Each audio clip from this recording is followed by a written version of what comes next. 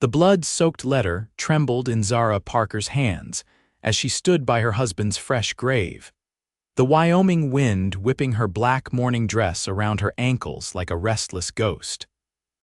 It was 1876, and at 23 years old, Zara found herself widowed, homeless, and stranded 16 miles outside of Laramie with nothing but a broken-down wagon, her husband's pocket watch, and the cruel news that their promised homestead had been sold to another.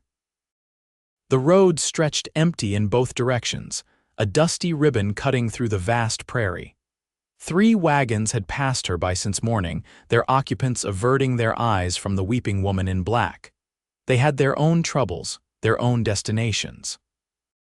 No one wanted to burden themselves with a widow's sorrow. Zara sank to her knees beside the crude wooden cross marking Thomas Parker's final resting place. He'd been a good man, strong and kind, with dreams bigger than the Montana sky they'd been heading toward.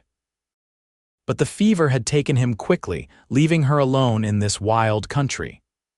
"What am I to do now, Thomas?" she whispered, pressing her forehead against the freshly turned earth. The sound of hoofbeats made her look up, hastily wiping tears from her face. Another traveler, another person who would pretend not to see her. She didn't bother to stand, didn't have the strength to call out for help again. The rider slowed, however, and Zara shielded her eyes against the setting sun to see a tall figure atop a chestnut stallion. Behind him trailed a wagon, not as large as the settlers' caravans that had passed earlier, but sturdy and well-maintained. "Madam," the voice was deep, concerned. The man dismounted in one fluid motion, removing his hat as he approached. "Are you hurt?" Zara stared up at him, taking in the weathered face, the kind blue eyes, the worn but clean clothes of a working cowboy. "My husband," she managed, gesturing to the grave. "3 days ago, fever." The man's expression softened with understanding. He knelt beside her, respectfully keeping his distance. "Cole Crawford, madam, I run cattle north of here." "Zara Parker," she replied, her voice barely above a whisper. Cole surveyed the broken wagon wheel, the single trunk of possessions, and the thin, exhausted horse tied to a scrubby tree nearby. "Where were you headed?" "Montana. We had papers for land, but the letter came yesterday. Another family claimed it when we didn't arrive on time." She held up the crumpled paper. "I have nowhere to go now." He nodded slowly, replacing his hat and standing. For a moment, Zara thought he too would leave her like all the others. Instead, he extended his hand. "My ranch is a day's ride from here. You can stay there until you figure things out." No one should be left alone like this. Zara hesitated, years of propriety warring with desperation. "I couldn't impose, it's no imposition. I've got plenty of room, and my sister lives there too. You'll be proper as Sunday." He smiled, the expression transforming his solemn face. "Besides, I can't in good conscience leave a lady in distress. My mother would haunt me something fierce." Something about his straightforward kindness broke through her shock. Zara placed her gloved hand in his and allowed him to help her stand. "Thank you, Mr. Crawford. Cole, please." He surveyed her few possessions. "Is this everything?" Zara nodded, feeling the shame of her poverty. "The wagon axle broke. Most of our things were sold to pay for medicine." Without comment, Cole efficiently loaded her trunk onto his wagon and untied her horse to tether behind. He worked quickly with the practiced movements of a man accustomed to solving problems. "What about?" Zara looked back at the grave, unable to finish her sentence. Cole followed her gaze. "I'll mark it properly on my map. When you're settled, I can bring you back if you wish." He paused. "Would you like a moment to say goodbye?" Tears welled in her eyes at this unexpected kindness. "Please." He nodded and walked back to his horse, giving her privacy. Zara knelt once more beside Thomas's grave, pressing her hand against the earth. "I don't know if this is right," she whispered. "But I have to survive, Thomas. I hope you understand." She removed her wedding ring and buried it just deep enough that it wouldn't be disturbed, a piece of her heart left behind with her husband. When she returned to the wagon, Cole helped her up onto the seat without comment, his strong hands gentle and respectful. He climbed up beside her, leaving a proper distance between them. Ready, Mrs. Parker? Zara took one last look at the grave. Yes, she said, though her heart clenched at leaving Thomas behind. I'm ready.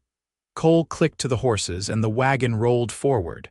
As they left the lonely grave behind, Zara didn't look back again. The journey to Cole's ranch passed in relative silence. Cole wasn't a talkative man, but his presence was comforting in its steadiness. He pointed out landmarks occasionally, naming creeks and distant mountains, helping her map this strange new world in her mind. By the time they stopped to make camp for the night, Zara was swaying with exhaustion. Cole efficiently set up a small tent for her, building a fire a respectful distance away where he would sleep under the stars. I have some stew left from yesterday, he said, heating it over the fire. Nothing fancy, but it's filling. Zara accepted the tin plate gratefully. I haven't eaten since yesterday morning, she admitted. Cole frowned but didn't lecture her. Instead, he simply filled her cup with hot coffee laced with sugar. Eat slow then. Too much at once will make you sick. They ate in companionable silence as darkness settled over the prairie.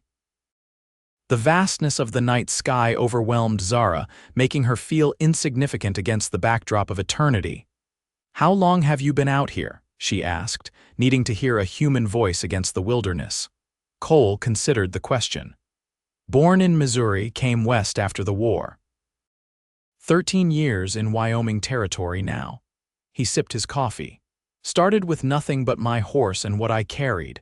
Got lucky, found work with a good outfit. The boss died 5 years back, left me a piece of his spread since he had no kin. Been building it since. It must be beautiful to have a place of your own, Zara said softly, thinking of her lost Montana dream. It is, Cole agreed. Not always easy, but worth it. He studied her across the firelight. What will you do now? Zara shook her head. I don't know. I can sew, cook, read, and write. I taught school for a while back in Pennsylvania. Perhaps I can find work in a town. Cole nodded.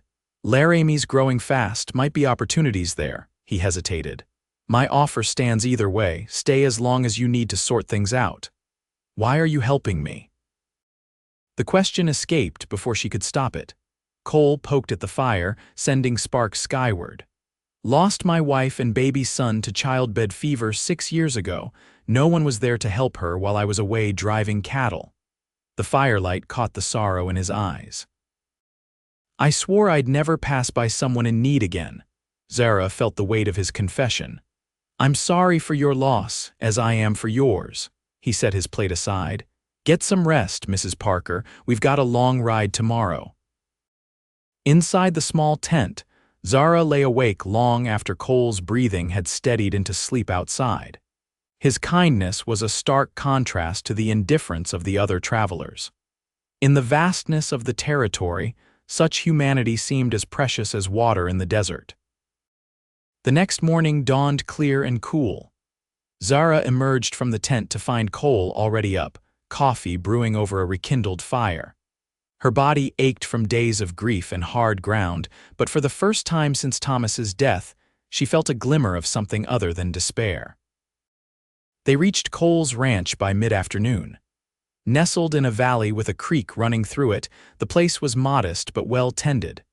A sturdy log house stood in the center, with a barn, corral, and bunkhouse arranged nearby. Cattle grazed on the surrounding hillsides, and a vegetable garden thrived beside the house. A woman emerged from the doorway as they approached, wiping her hands on her apron. She was perhaps 30, with Cole's same blue eyes and direct gaze.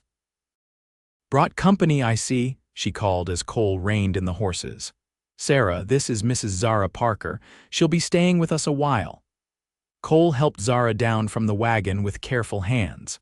Mrs. Parker, my sister Sarah Bishop. Sarah's shrewd eyes took in Zara's black dress and pale face. Understanding dawned immediately. You poor dear. Come inside and rest while Cole brings in your things. The interior of the house was simple but comfortable, with handmade furniture and colorful quilts brightening the rooms. Sarah showed Zara to a small bedroom off the main living area. This was meant to be mine, but I've been using the loft room since it's bigger for my sewing work, Sarah explained. Fresh sheets on the bed, and there's water in the pitcher if you'd like to wash up." Zara sank onto the edge of the bed, overwhelmed by the simple comforts after days of hardship. "I don't know how to thank you both." Sarah waved away her gratitude. "No need for that, we help each other out here, that's how we survive." She paused in the doorway. "Rest now, supper's in a couple hours." Left alone, Zara finally gave in to exhaustion, falling into the first real sleep she'd had since Thomas fell ill. She woke to the sound of voices and the smell of cooking food. For a moment, she was disoriented, expecting to see Thomas beside her. Reality returned in a painful rush. After washing her face and smoothing her rumpled dress, Zara made her way to the main room. Cole and Sarah sat at the table with a third person, an older man with silver-streaked hair. "Ah, there she is," Sarah said warmly. "Mrs. Parker, this is Dr. Henry Wilson. He stops by every few weeks to check on folks in these parts." The doctor stood politely. "Mrs. Parker, Sarah mentioned your recent loss. My condolences." "Thank you," Zara replied automatically, the words feeling hollow after so many repetitions. "Sit, eat," Sarah urged, placing a plate of stew and biscuits before her. "You need your strength." The food was simple but delicious. Zara hadn't realized how hungry she was until the first bite hit her stomach. She forced herself to eat slowly, aware of Cole watching her from across the table. "I've been telling Mrs. Parker she might find work in Laramie," Cole said to the doctor. Dr. Wilson nodded thoughtfully. "Possible, though jobs for women are limited. The school has a teacher already." He studied Zara. "What skills do you have, Mrs. Parker? I can sew quite well. And I kept books for my father's store before I married." The doctor stroked his beard. "The mercantile might need help, or the hotel." He glanced at Sarah. "Of course, there's always—" "I was thinking the same," Sarah interrupted. "I've more sewing orders than I can handle, especially with the wedding season coming. I could use skilled hands." Zara looked between them. "You need help with sewing?" Sarah nodded enthusiastically. "I make dresses, wedding gowns mostly, for folks all over the territory." Word spread, and now I have more work than time, she smiled. "I'd pay fair wages and you could stay here until you decide what's next." I'd be grateful for the work," Zara said, surprised at this turn of events. Cole cleared his throat. "No rush to decide anything tonight. You've been through a lot." The conversation turned to local matters: cattle prices, weather predictions, a new family settling north of the ranch. Zara listened, letting the normalcy wash over her like a healing balm. After dinner, Dr. Wilson departed with promises to return in a few weeks. Sarah excused herself to finish some mending, leaving Cole and Zara alone at the table. "Your sister is very kind," Zara said, breaking the comfortable silence. Cole nodded. "Sarah's got a good heart, lost her husband in a mining accident 3 years back, came to live with me after." He refilled their coffee cups. "Her sewing business keeps her busy, gives her purpose." "Like your ranch gives you purpose," his eyes met hers. "Suppose so, need something to work for out here." "I had purpose with Thomas," Zara said softly. "Now I feel adrift." Cole considered her words. "Purpose finds you again in time, just got to stay open to it." He stood, gathering the dishes. "For now, one day at a time is enough." In the days that followed, Zara fell into the rhythm of ranch life. Sarah taught her the patterns and techniques for the dresses they created, and Zara found comfort in the precise work of her needle. The physical tasks helped quiet her grief, giving her hands purpose while her heart healed. Cole was often out working the ranch with his 2 hired hands, but he joined them for meals, his quiet presence becoming a fixed point in Zara's shifting world. She noticed how he watched her when he thought she wasn't looking, concern in his blue eyes. One evening, 2 weeks after her arrival, Zara found Cole on the porch, whittling a piece of wood as the sun set behind the mountains. "May I join you?" she asked. He nodded, moving over on the bench. "How are you settling in?" "Better than I expected," Zara admitted. "Your sister is a good teacher. She says you have a gift with fine stitching." Zara smiled, pleased by the praise. "I enjoy the work. It feels good to be useful again." They sat in comfortable silence, watching the colors change across the sky.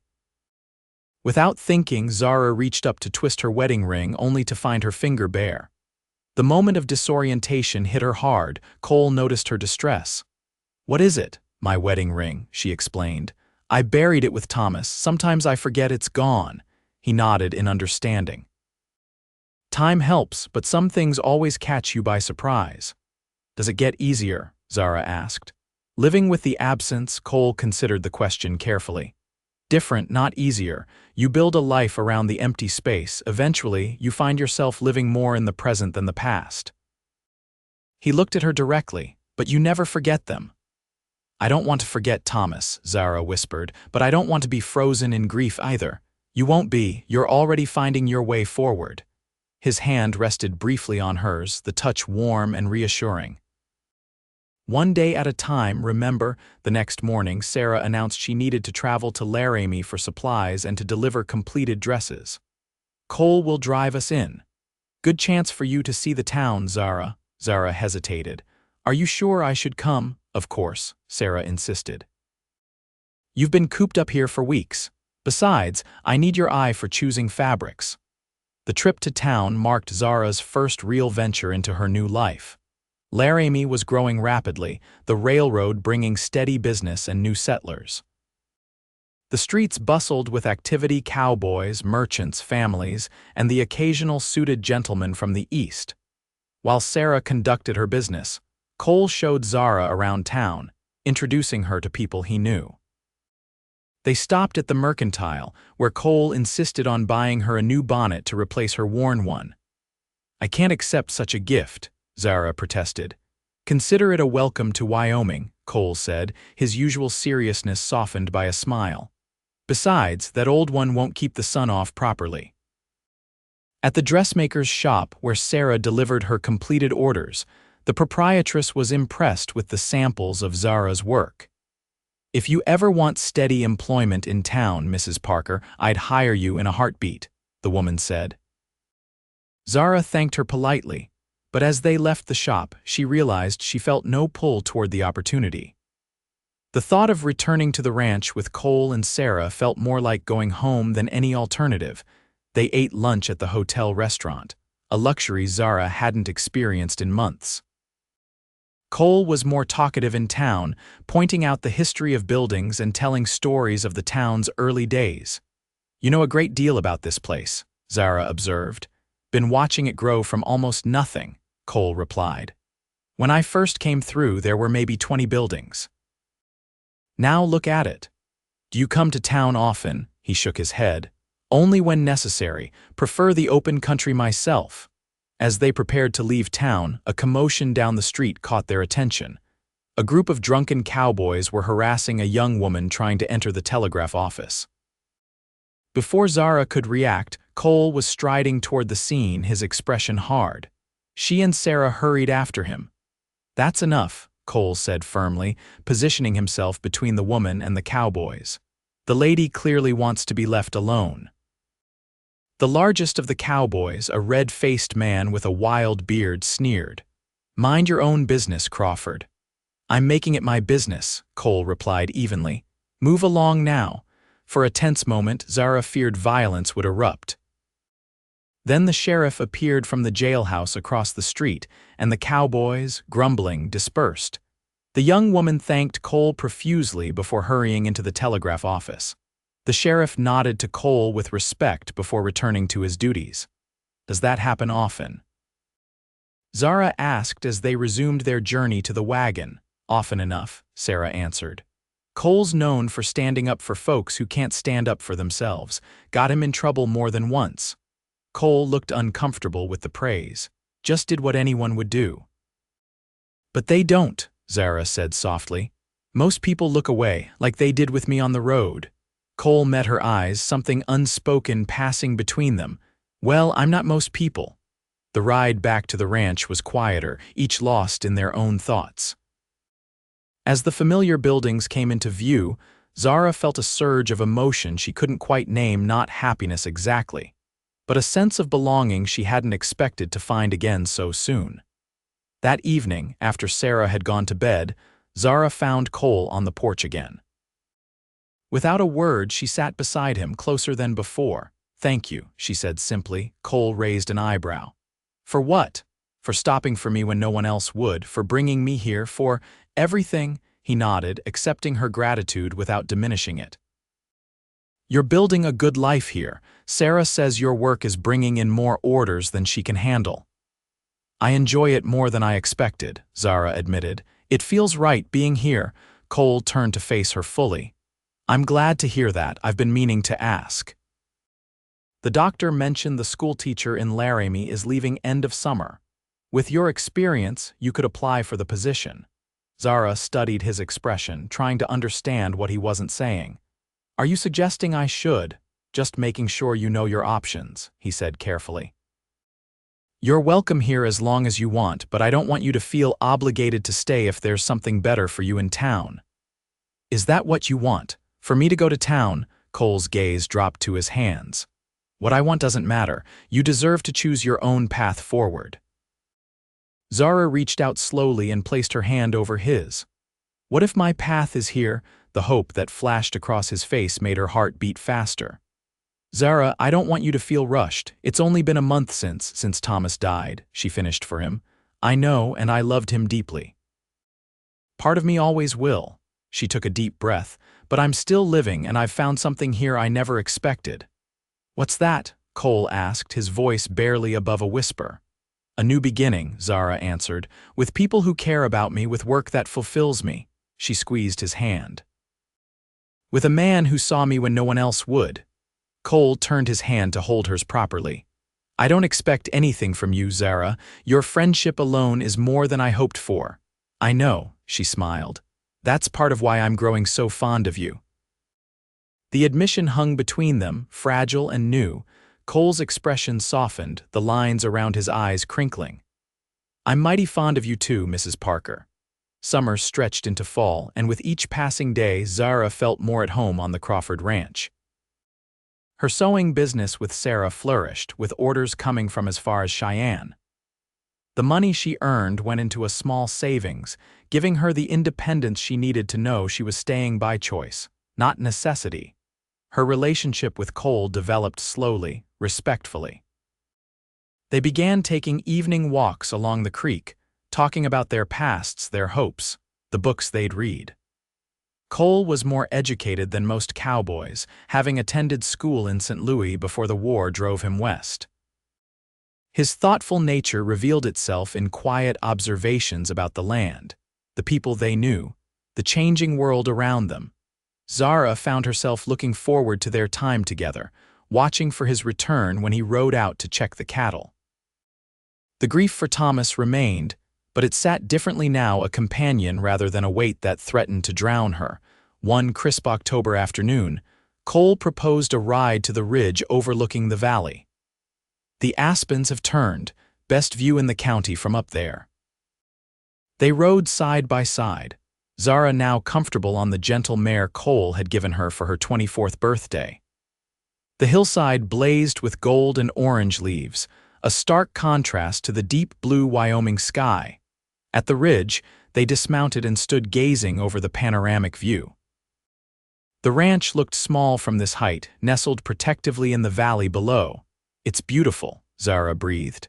"I never imagined such colors existed in the world." Cole nodded, but he was looking at her, not the landscape. "Zara, there's something I've been wanting to ask you." Her heart quickened at his serious tone. "Yes. I know it hasn't been that long since you came here, and I respect the love you had still have for your husband." He took her hands in his. "But I find myself thinking about the future now in a way I haven't since I lost my wife." Zara squeezed his hands encouragingly.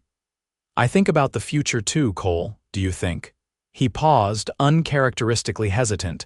"Do you think there might be room in that future for us, together?" The question was asked so carefully, with such consideration for her feelings, that Zara felt tears spring to her eyes. "I've been hoping you'd ask," she admitted. "I've been afraid it was too soon, that people would talk." "People always talk," Cole said, moving closer.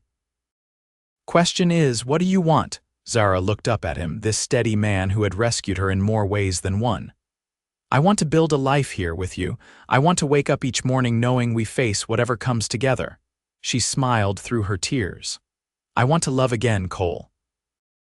I think I already do. The joy that transformed his face was answer enough, but his words confirmed it. I love you, Zara Parker, have since that first night by the campfire when you asked me why I was helping you. Why did you help me? Really? Cole touched her cheek gently. Because from the moment I saw you by that grave, so broken but still standing, I recognized something in you.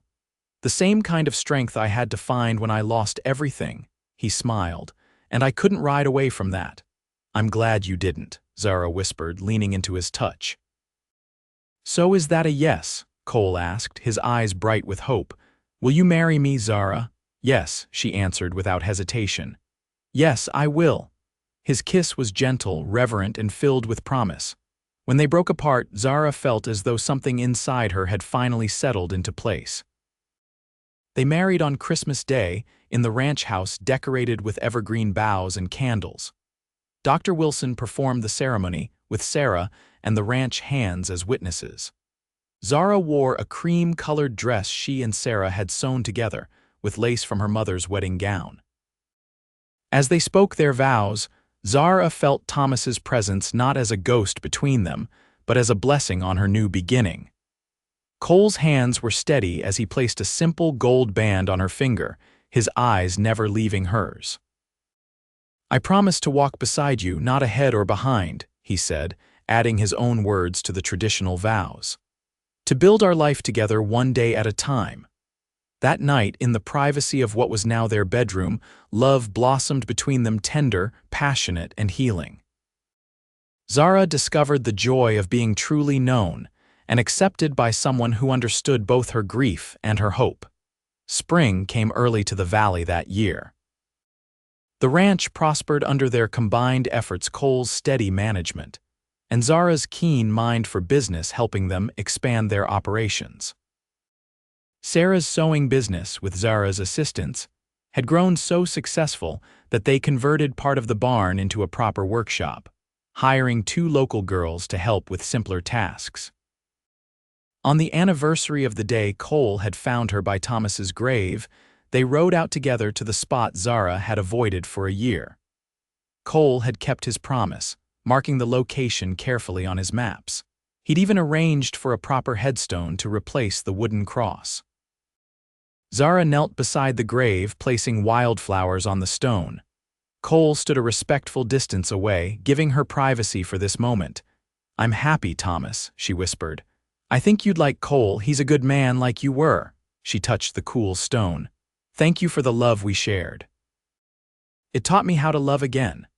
As she rose, she felt a sense of completion, of one chapter closing fully so another could continue. Cole was waiting for her, patient as always. Ready to go home? He asked. Zara nodded, taking his hand. Yes, let's go home.